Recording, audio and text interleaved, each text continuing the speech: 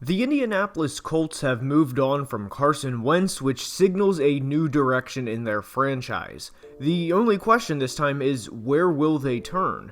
Despite Carson's rather good touchdown-interception ratio of 27-7 and record of 9-8 as a starter in his lone season in Indy, there were definitely times where it was clear he was not the long-term answer, and now Indy is again searching for a quarterback. But you're at the point now with veteran players like Darius Leonard and Quentin Nelson of potentially pissing them off because to a degree you're wasting their career looking for a guy when all they want to do is compete for championships. Now, there's a lot more that goes into this, and it is a lot more than just Carson Wentz and the trade that occurred recently, so without further ado, let's begin. So with the Indianapolis Colts, let's kind of start with the elephant in the room that trickles into today and where we are. It's not ideal from a football standpoint that Andrew Luck retired. Please know there is no personal judgment for myself from a personal standpoint because everyone is always going through something and Andrew Luck was and is no different. So the 2019 Colts season was, not surprisingly, a throwaway given their franchise quarterback retired a couple of weeks before the season started. It was honestly a miracle in some ways they finished 7-9.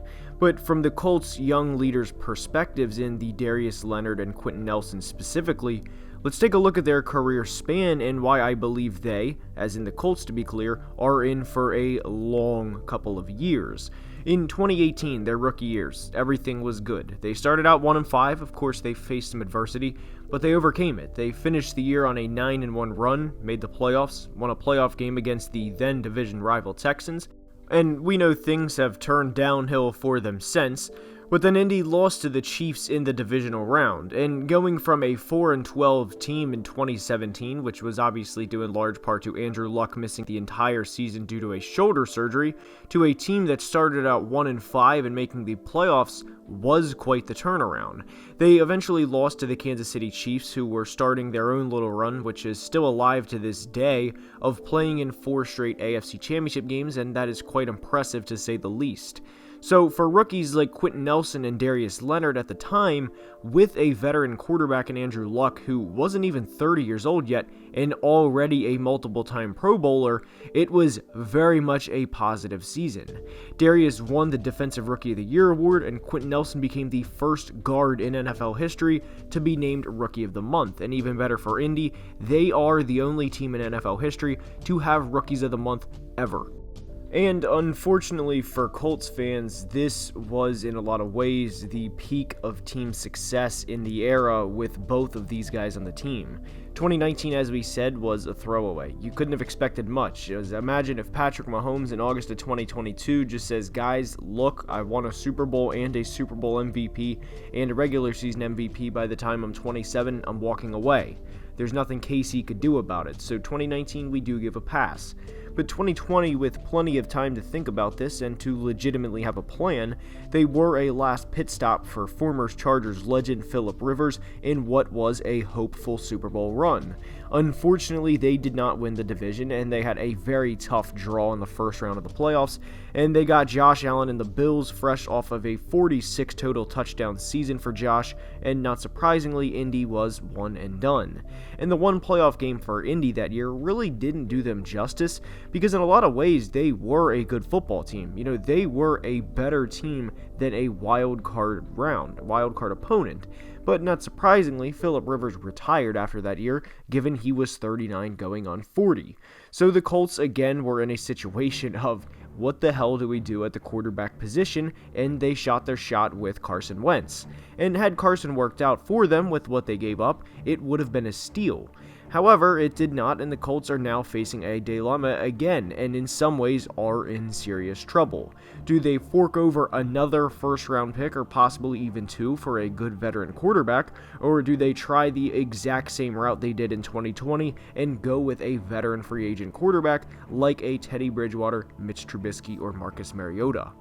And this is why the Colts are in serious trouble. Think of them in a horror movie where they're in a room and they have 4 or 5 doors around them and eventually it'll catch up to you. That could also be viewed in some ways as general manager Chris Ballard's job right now. he's very much entering a tough situation, as they're not going to throw Sam Ehlinger to the Wolves after attempting 0 passes in his rookie season and say, okay kid, good luck.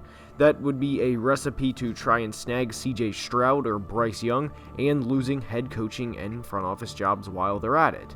So you can either hope and pray someone like Mitch Trubisky pans out, or your really only other option at this point in a weak quarterback class where you already don't have a first-round pick because of the Carson Wentz trade your 2023 and 2024 first-round picks for someone like Kirk Cousins or Derek Carr.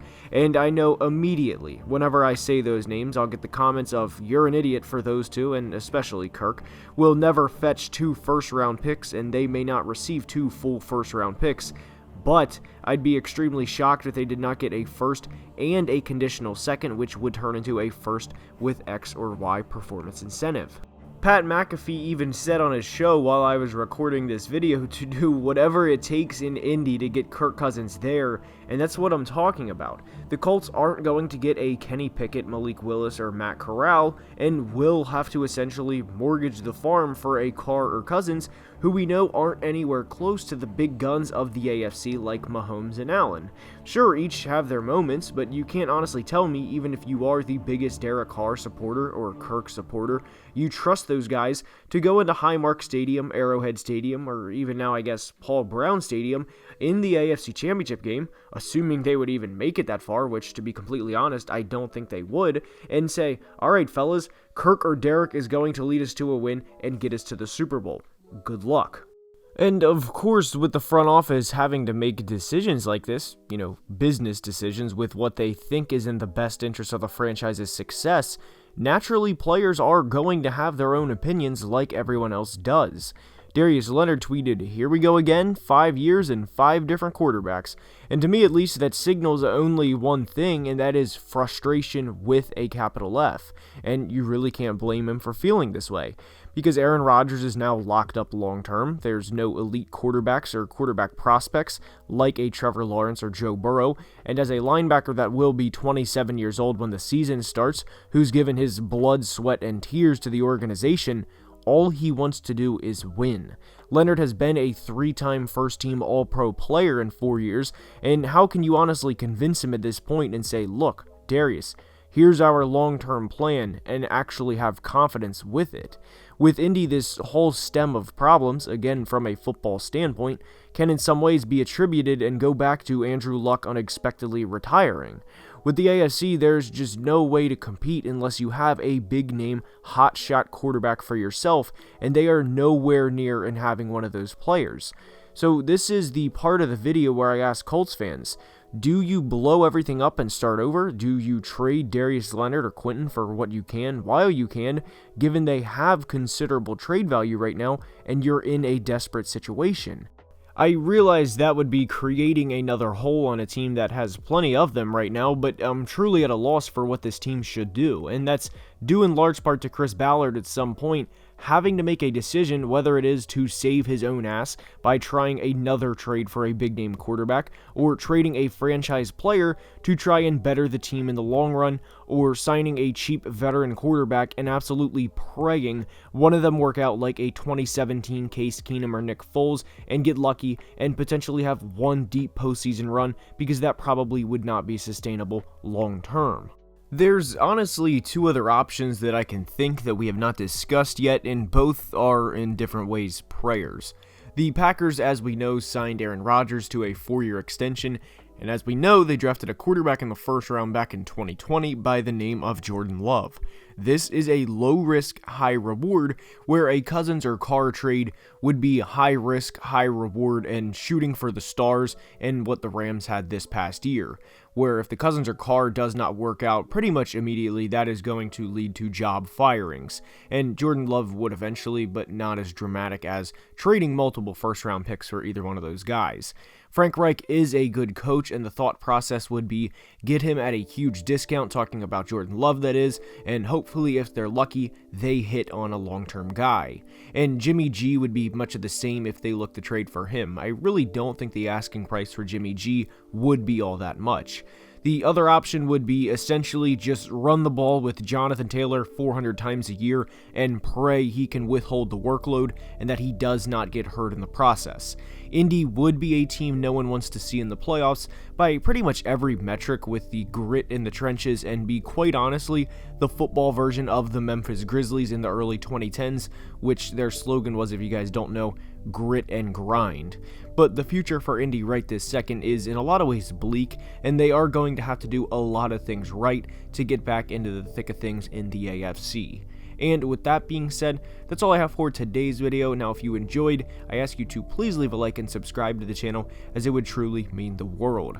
And until next time, please be safe and have a great day. Love you guys.